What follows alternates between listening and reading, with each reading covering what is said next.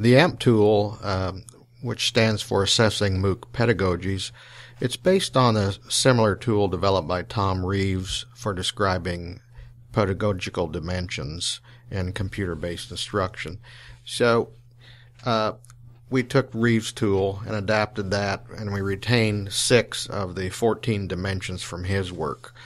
The first one is in epistemology, the second, role of the teacher, the third, experiential validity, which we renamed focus of activities, cooperative learning, accommodation of individual differences, and the user role.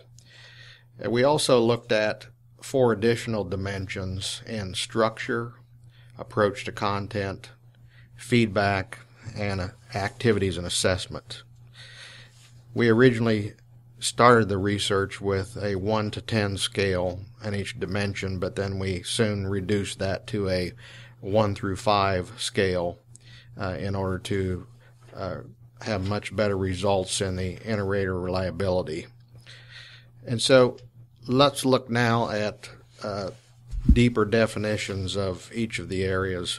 When you're looking at epistemology, if you look at the scale, you're looking at one side being objectivist and one side being constructivist.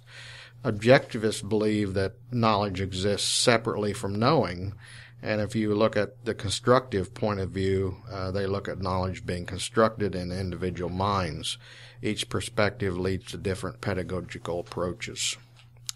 Whereas in constructivists, the focus is on learning and the integration of the learner's goals, experiences, and abilities in their learning experiences. The role of the teacher, you're looking at one side being teacher-centered, one side being student-centered. A teacher-centered learning environment focuses mainly on firm deadlines, one-size-fits-all, automated grading with little or no response from the students, one-way communication. And indicators of student-centeredness includes they have choices in the ways in which they receive knowledge. It's more self-paced. It's generative assessments. It's discussions that are responded to and or graded with responses back to the student. And the focus of activities in the next one looks at convergent versus divergent learning. Convergent learning is learning that converges on one single correct answer, and you would find that in many of the STEM courses.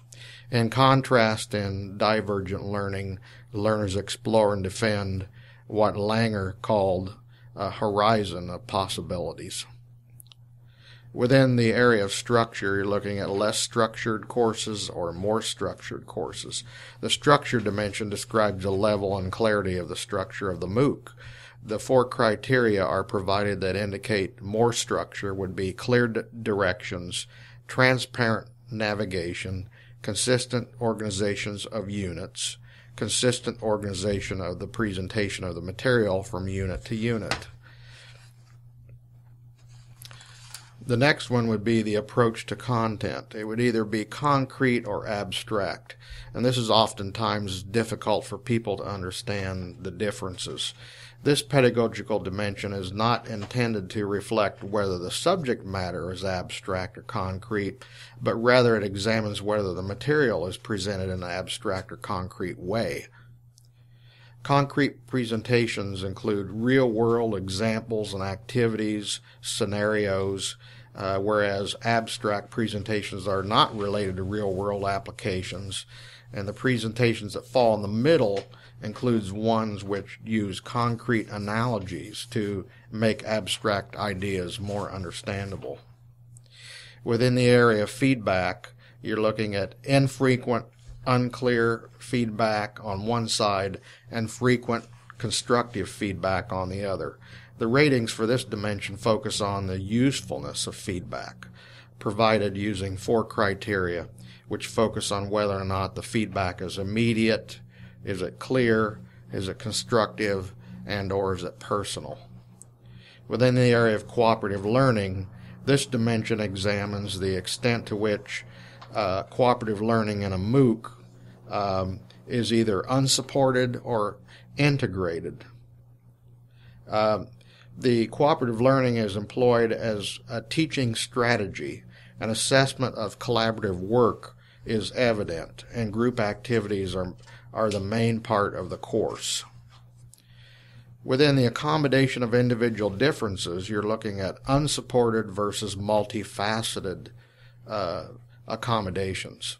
Although it might be assumed that MOOCs would be accommodating to individual differences among learners, this is not always the case. MOOCs are rated multifaceted on this dimension, and all four of the following criteria are met.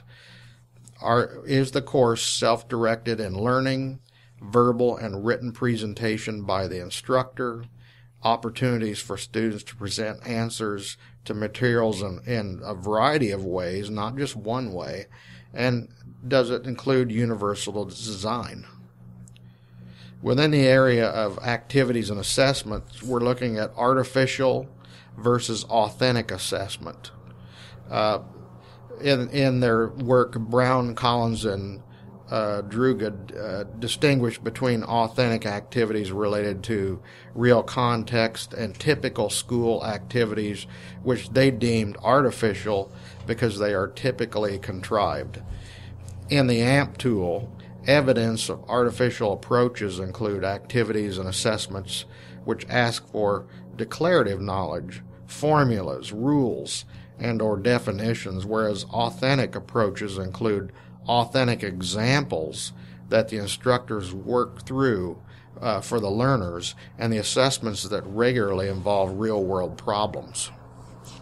Within the area of user role, is it passive or is it generative? Hannafin's work distinguished between learning environments, which he termed magnetic, but the other researchers called it passive, that were primarily intended to enable learners to access various presentations of content, and those that he called generative, which engage learners in the process of creating, elaborating, or representing knowledge themselves.